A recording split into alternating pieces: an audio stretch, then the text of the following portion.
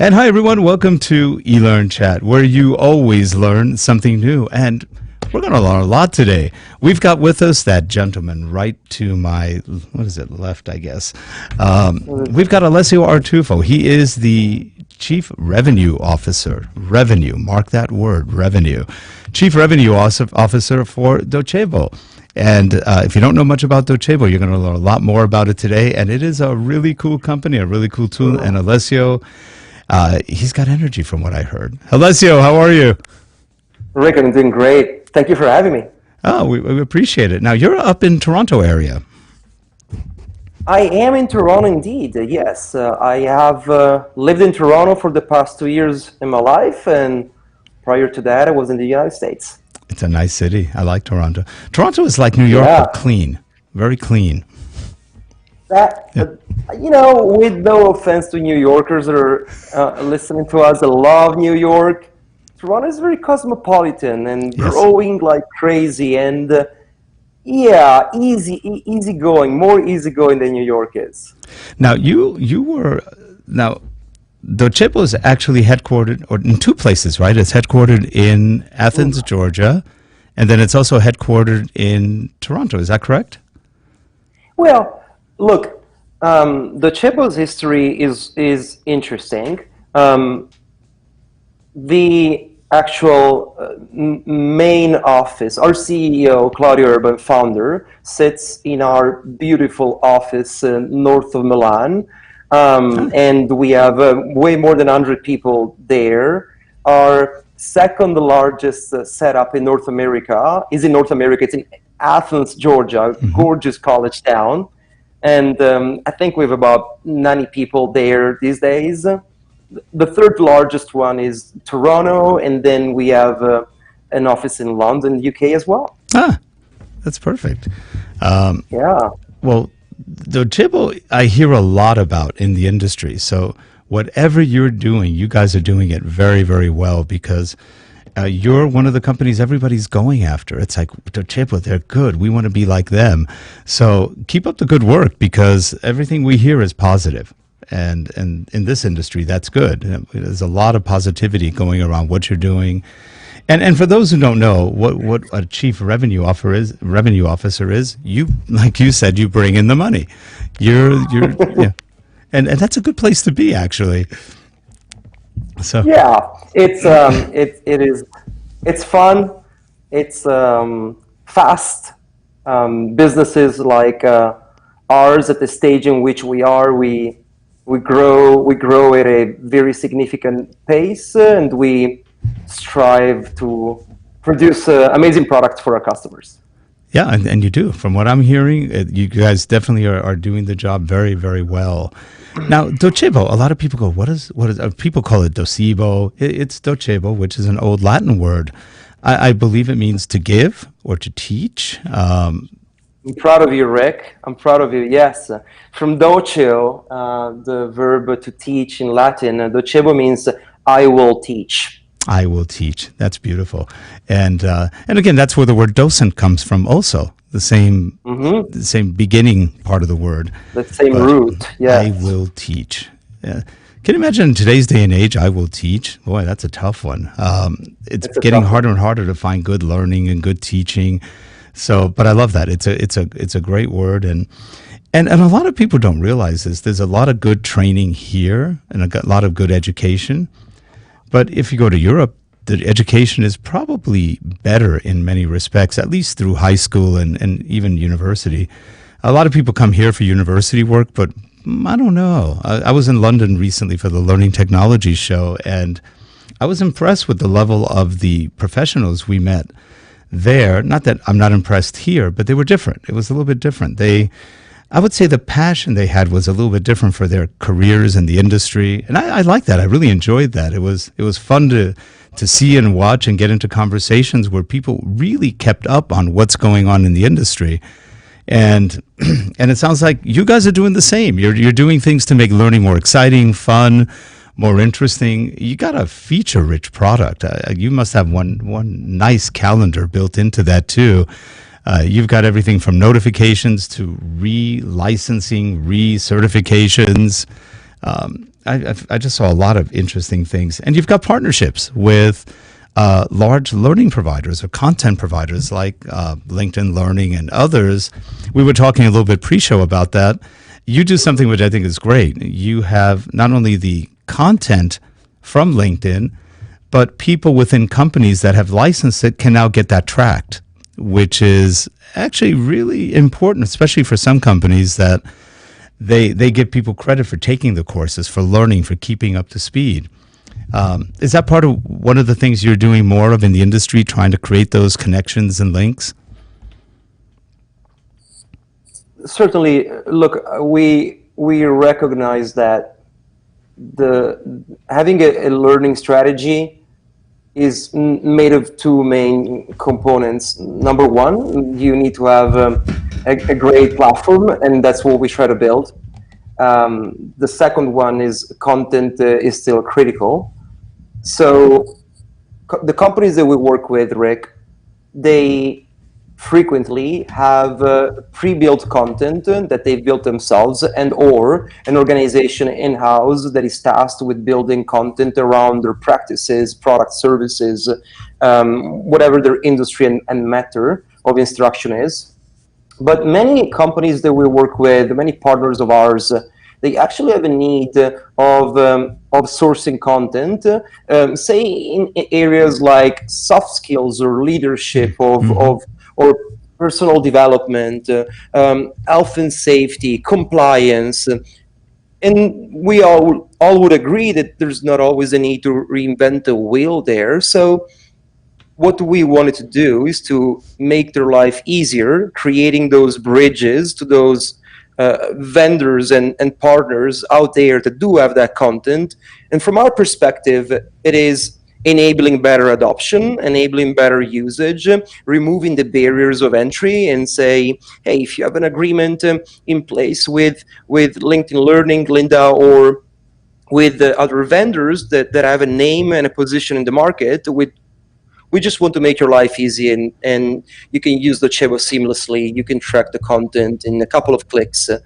You can bring in the content in your platform without going through expensive processes of customization and or stuff like that. Yeah, it's very smart. That's a really good business model there to go after. Yeah. Now, how did you wind up getting into the world of learning? Oh, wow. Rick, because of a couple of things. Number one, I attended classes in my university studies as a student that leveraged Moodle, and I thought that the concept was good, but the delivery wasn't as good as I wish it could be. And I've always thought as a student, all right, well, this kind of sucks. It's it's not exactly how I would want to interact with other peers and such. And at that time, I was already I started in the industry, in the tech industry, and an opportunity with a company based out of Italy arose, and that was the first job for me in the learning technology sector. That got me to learn everything around learning content management, learning management, authoring, instructional design. And so that was at a company called the Junti Labs prior to Docebo, and that's how I jumped in the learning industry. It is a small world. We all know each other in the industry, and I got to learn about all the products and different smart companies that are out there. And yeah, since then, 12, 13 years later, here I am now building and delivering hopefully amazing experiences at Docebo. It sounds like you are. And now you mentioned earlier that Milan is the actual corporate headquarters, the world headquarters. And a lot of people don't know this, but Milan is the second largest city in Italy. It's also, I think, the highest revenue producing city. It's the fashion industry's there, a lot of high tech. It sounds like a beautiful place. Yes, Milan has been growing increasingly over the past several years, it is indeed becoming more and more and more a business hub in Europe, and not only. The city has received significant investments during the um, expo period that happened a few years ago. That really boosted the economy and attracted a lot of foreign investors. And now, as you know, with the challenging scenario around Brexit, a lot of organizations are considering whether perhaps Milan is a safer bet. And there's a lot of expats that used to be in the UK that are looking at their way back home to see if they have better opportunities than they did in the past. So we're seeing an incredible amount of interest in Milan, both from foreign investors and from former expats. Now, Docebo is a global company. You sell all over the world. It's a good business. One question I was asked recently is: Are you folks on Amazon, or do you have a different database source where you keep your content? Yeah, great question. We are an Amazon-based business. Okay. Yes, we are. We use Amazon in different ways and perspectives. Certainly, Amazon AWS, as well as the Amazon content distribution network. Ah, great, because everybody Yes. I've been talking to says the chip was very fast. They compliment that it's fast. It just runs really well. And I was thinking, if they are on Amazon with like you said, with the distributed network is very quick. They're smart the way they develop that, and then of course the way you folks implement it, because that's one of the comments that we've heard about, that Docebo is really fast and it works just real cleanly, and so those are good things. Yeah, Rick, one thing about that we have invested quite a bit in the area of adoption of Amazon is the idea of deregionalized architecture. What that means, and becomes even more relevant with regional, state, or region-wide privacy policies. An organization in Europe and or in the US and or in Canada and or in Australia may actually frequently requires that their data resides within a certain region. And so our customers have the ability to say, we'd like your product, but we need it to stay within the confines of the United States for whatever reason. And architecturally, despite using Amazon, we're able to pick the region where that customer is going to have their instance, so to speak. Yep. And we're finding that increasingly more important because, as you know, the privacy laws in the world are becoming more and more significant, and our customers appreciate that. That's a really good point that you brought that up, because that is a big issue politically and economically around everywhere. Right. There are so many different laws you have to deal with. You've got the EU laws, you've got United States laws, you've got China laws, you've got every country has something special they want to do, and invariably it's hard to really keep up with that unless you have that capability, and that's very clever. It's kind of stuff people don't think about very much, but that's the kind of stuff that makes the difference between a product and a very good product. So that's and having a global approach to the market as well, Rick. Smart, yeah. It's in fact, Docebo, I believe, is multilingual too. You're totally localized in terms of what you support. Yeah, we currently support roughly 40 languages in our product. And keep up with some that I wouldn't be able to translate here, Rick, to be honest. But there's a few that I don't know about. Yeah. We invest in language translation and localization because currently I think we sell in more than 100 countries in the world, and therefore our audience is very varied.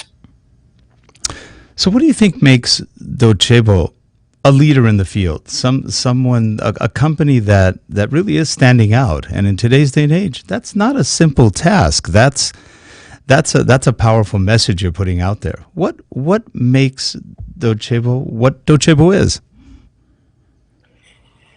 If you spend just 5 or 10 minutes in any of our offices, it would be very likely that within those 10 minutes, you would hear somebody in our teams, whether it's a product team member or a sales rep or a marketing person or a customer success person, talk to you about innovation-centric mindset. Yep.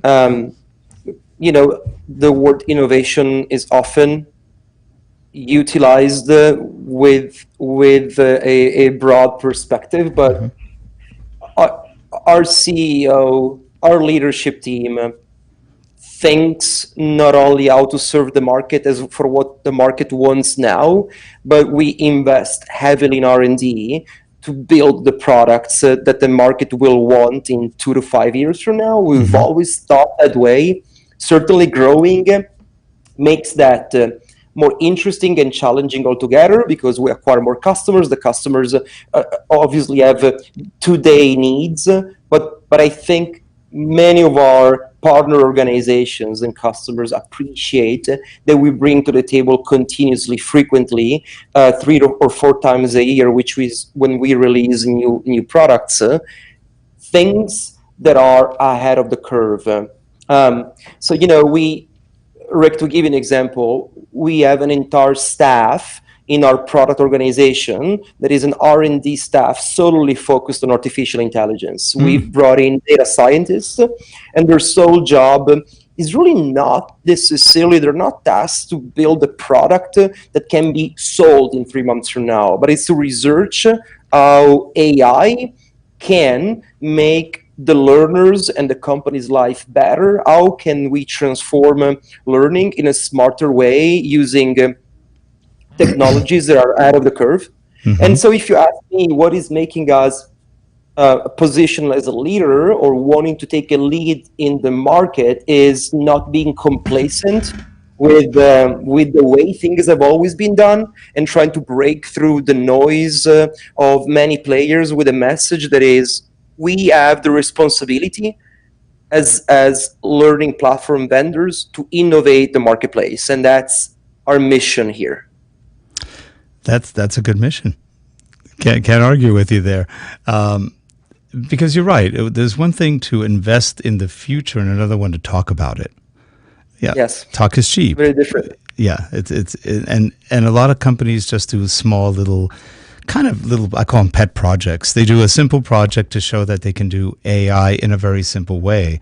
But that doesn't mean they truly understand AI or the semantics of language or how you get successful AI. It's not that easy. Natural language processing, it takes time, and then that means you're building engines that build themselves, basically, that educate themselves as they go. They look at the patterns, they recognize it, and then eventually you get some really interesting results. And we're seeing more of that, but not in this industry yet. So that's really interesting what you're talking about.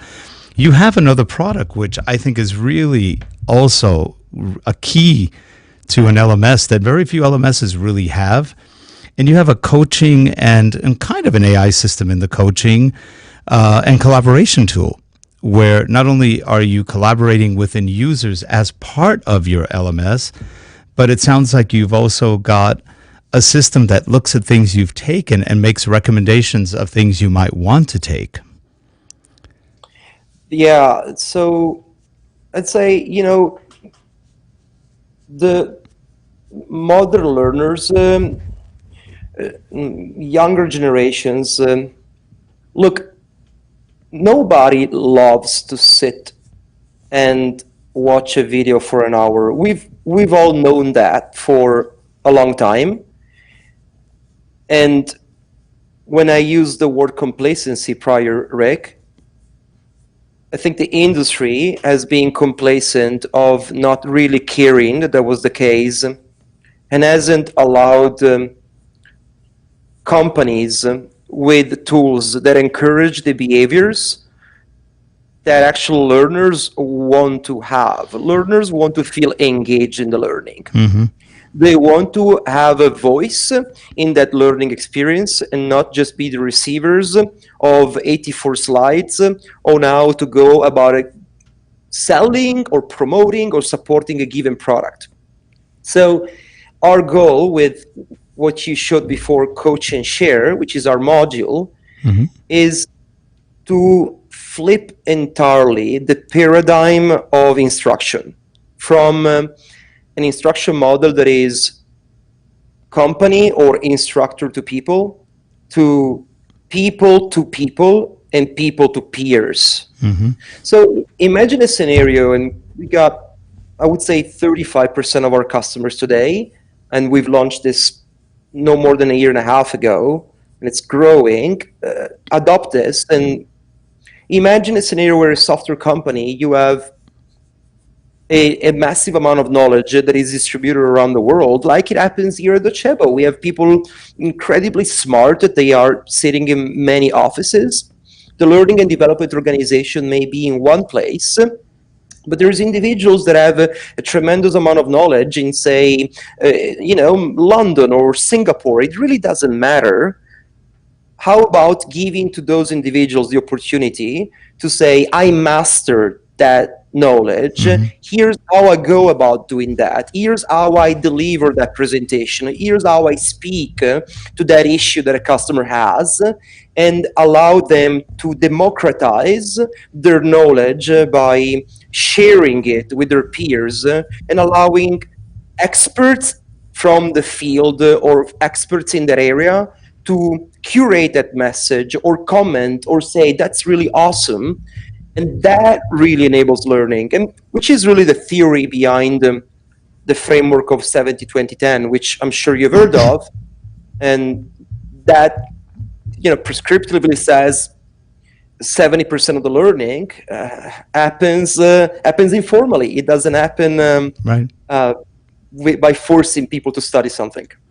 No, you're so right. In fact, a lot of the learning comes from a conversation. You and I could be talking about something, and I tell you a story, you tell me a story, and now we both learn something from each other based on stories of what we've experienced. And you're right, that doesn't happen that often in companies, not like it used to. And in a way, computers have been part of the problem because we're so focused on the computer that nobody's talking that much to each other. So if these tools can help the communication get out there again, that's a good thing. That's a good thing. And that for companies, that keeps the company's culture alive. Because you always get the older ones who know what happened in the company, the younger ones who want to know what's going on. And if they start talking together, it becomes almost more family-like, and they get to communicate and learn. And like you said, it's very organic. And that makes a big difference. I mean, look how big Facebook got just by being organic and joining people who are far away. I'm not the biggest fan of Facebook, but I do like the fact that I can talk to cousins and family I have in Argentina, in other places, in Mexico. I have friends. And within seconds, we're communicating, whereas before, you had to make a very expensive phone call, or you had to write a letter. Now you can write emails. You can communicate via chat, messenger, video, whatever. And in essence, you're bringing that to the LMS world, to the training, to learning. And the same idea. And it works really, really well. So are you finding that customers are getting back to you with real good success stories about the coaching and the collaboration part of it? We are. The most fascinating stories to me are the ones that actually, you would expect organizations that tend to have a progressive mindset due to the nature of their business, such as, highly innovative software companies. You would expect those to adopt things like the one that I just spoke about, Mm-hmm. and be naturally prone to that type of mindset and way of doing things. And in fact, they are among the biggest users. But the stories that I've enjoyed the most have been the ones of change management and cultural transformation that big companies in more, if you will, traditional sectors would have achieved. I can think of case studies or just stories and anecdotes that I've heard from customers in manufacturing or telecommunication. These are thousands of people's companies that have done learning or delivered learning for many years in a more traditional manner, and by them wanting to change things via a new leadership approach to learning, new ways of engaging their learners. The measurements of the impact of social learning has been quite impressive. I mean, measurement with real KPIs, not intangible facts, real KPIs such as retention of employees, increase of engagement with customer, increase of sales, whether that was targeting sales individuals, improvement in NPS scores if the initiatives were targeting support individuals. So real tangible business KPIs improved by social learning practices in highly institutionalized sectors and industries. That really told me that we are onto something. Yeah, it sounds like it.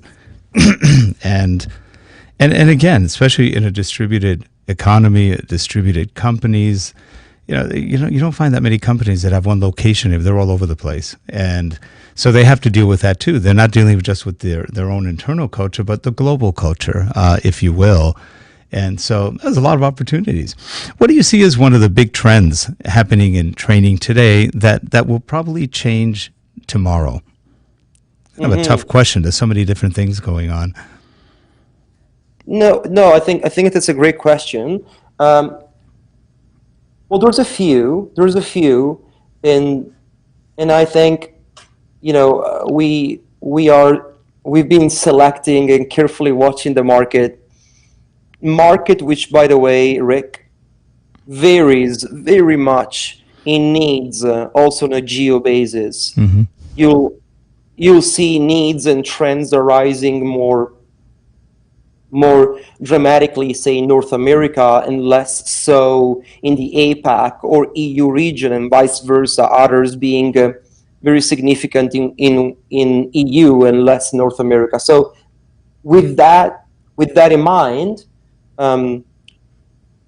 mobile focus has been an underlying need since the early ages of e-learning, but the continued investments in improvement in bandwidth now allow for a true seamless multi-channel learning experience. So I wish and I expect in the next coming years, 2 to 5 most successful learning platforms and learning experiences will occur seamlessly, whether using a PC or a mobile. And actually, I would expect the PC as a medium to be the old school approach to learning and having a more mobile-centric approach to it. And in that regard, that is why we at Docebo are spending quite a lot of effort in ensuring that we are ready to meet those needs and address those challenges.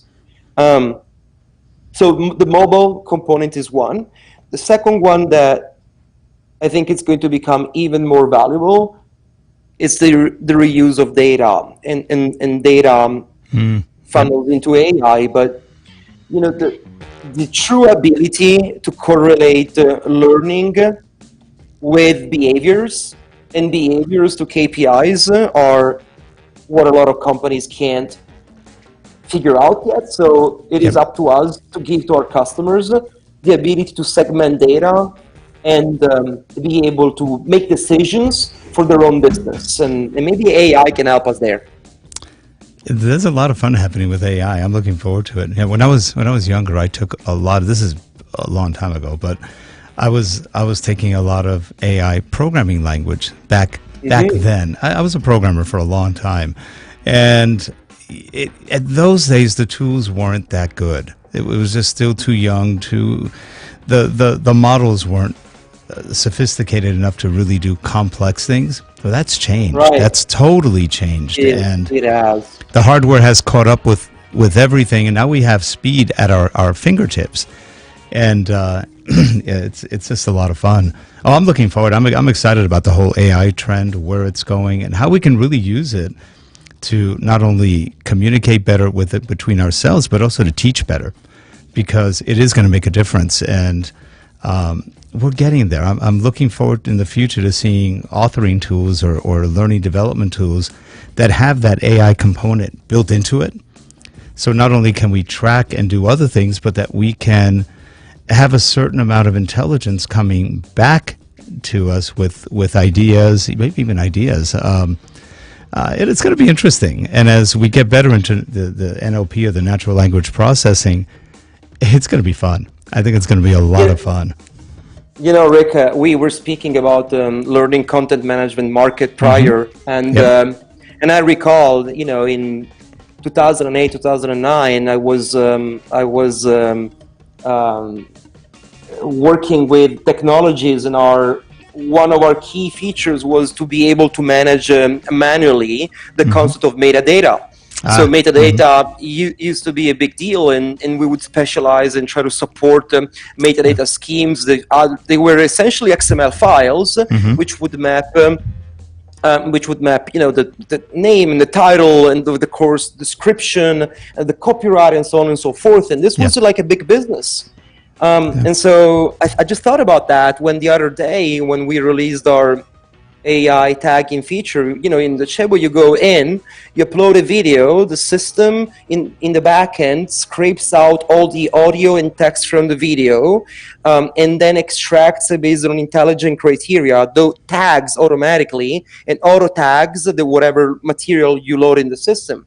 And I thought, this would have saved a few thousand hours of work. I know. Only just a few years ago. So it's amazing. Even on YouTube, times change. And even on YouTube, where we put up these videos, we use a tool called TubeBuddy, which allows us to, and it generates AI tags. It gives us ideas saying, hey, you may want to tag it with this, and this.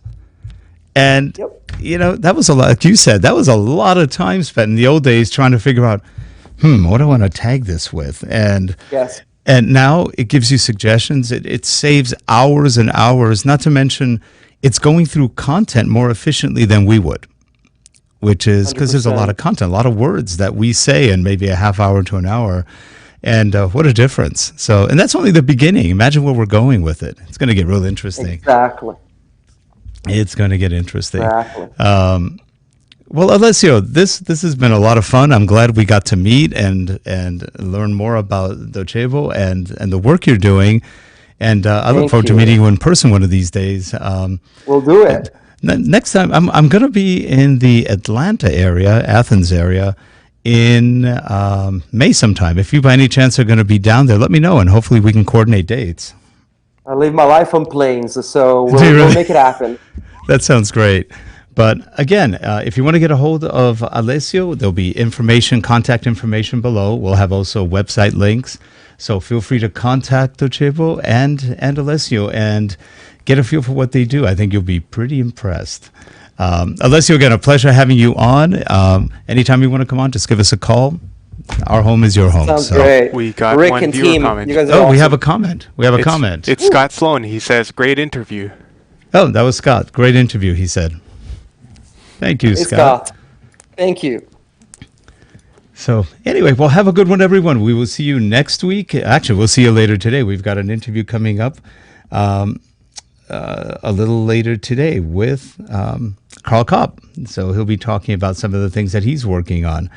Alessio, appreciate you coming on. Good luck with everything in the future on the product, and we'll see you soon. We have to share a pizza or something. We're Italian. We have to eat. That's important. So anything. We'll stuff our faces very soon. Thank you, Rick. Wonderful. Thank you for having me. Oh, more than welcome. Thank you. Have a good one, everyone. We'll see you next week. Bye-bye. Bye, everyone.